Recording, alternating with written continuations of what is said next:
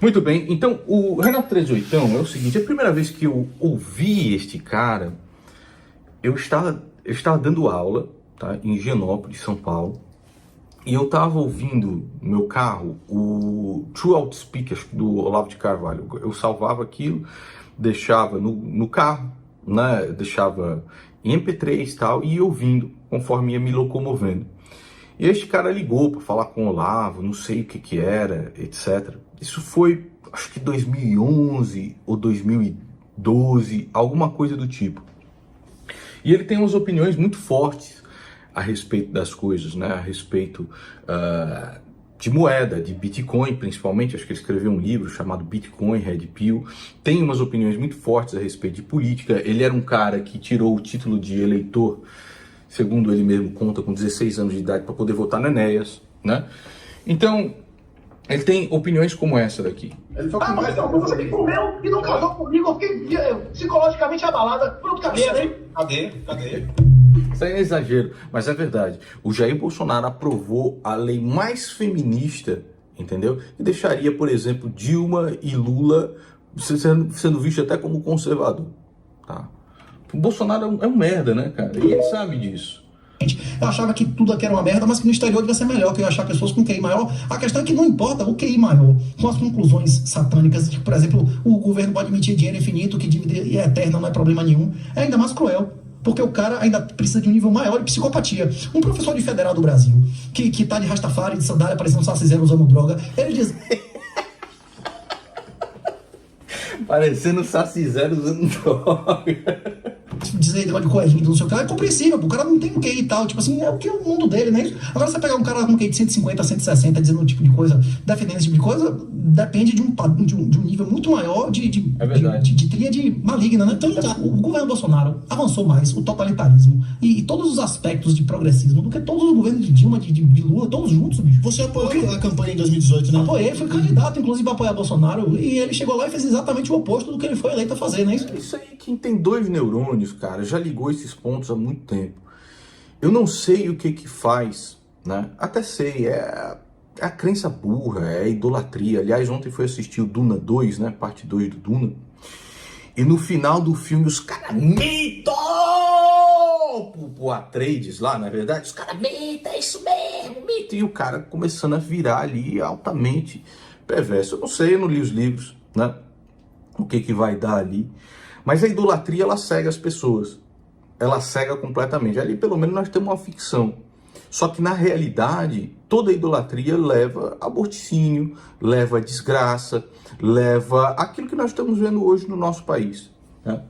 Ele só indicou a cargos relevantes todas as pessoas que estavam intimamente comprometidas com o projeto do PT e do progressismo, não é isso? Teve nenhum indicado relevante que não fosse altamente comprometido com o PT e com o progressismo, e além disso, eles não tiveram a posição que o PT teve, não é isso? O Jair Bolsonaro afirmou que não tinha medo de morrer, e que um homem, como é soldado que vai pra guerra com medo de morrer é covarde. Ele não morreu, não lutou, não deu testa, não fez nada que ele prometeu, não desaparelhou. As provas do Enem, inclusive por isso que os Ventral me bloquearam na época, que eu dizendo que as provas do Enem do Bolsonaro foram as mais progressistas da história, bicho. Foram as piores. Foram as mais vergonhosas da história. É isso. Em todos os aspectos, o governo Bolsonaro avançou mais o progressismo do que todos os governos do PT juntos. A Dilma, por exemplo, como é que chama? Reconheceu guarda compartilhada. Dilma passou lei de proibição de alienação parental, que 90% das vezes a mulher que ficava no inferno dizendo que o pai é um vagabundo, não é isso ou não? O governo Bolsonaro foi o governo mais esquerdista que o PT, porque foi esquerda sem nenhuma oposição. Isso é verdade. O PT jamais teria conseguido aprovar aquela lista de traição que eu coloco aqui diversas vezes no canal. Jamais não teria coragem de aprovar um negócio desse. Porque o povo, já de 2013, estava na rua ali fazendo pressão, etc. Nós fizemos tanta pressão que a Dilma, por exemplo, assinou uma lei importantíssima, que depois ela se arrependeu, que era a lei de delação premiada. Através dessa lei assinada, é que nós... Isso, por causa da pressão popular, nós conseguimos colocar uma porrada de corrupto na cadeia. Caramba, você só reclama e não fala qual que é a solução. A solução é reclamar, imbecil. Você não entendeu? Foi das reclamações que a Dilma escreveu a lei que possibilitou colocar o Lula na cadeia, cara. Tá entendendo? Então, quando você cobra o político, e principalmente você cobra o político para que ele faça aquilo que ele prometeu na campanha, isso é o mínimo. É o mínimo. No Brasil você vira traidor. Porque aqui eles estão vendo como se fosse o Jair Bolsonaro é o Atreides do Duna. Só falta ele cavalgar no... Aliás, olha só as semelhanças. No Duna, que eu assisti ontem, ele cavalga um verme gigantesco com a gengiva imunda. Não é parecido? Você tem aqui Bolsonaro cavalgando um verme com a gengiva esgravatada para fora, que é o Ala dos Panos. Pois muito bem. A idolatria, ela leva exatamente a momentos que nós estamos vivendo hoje.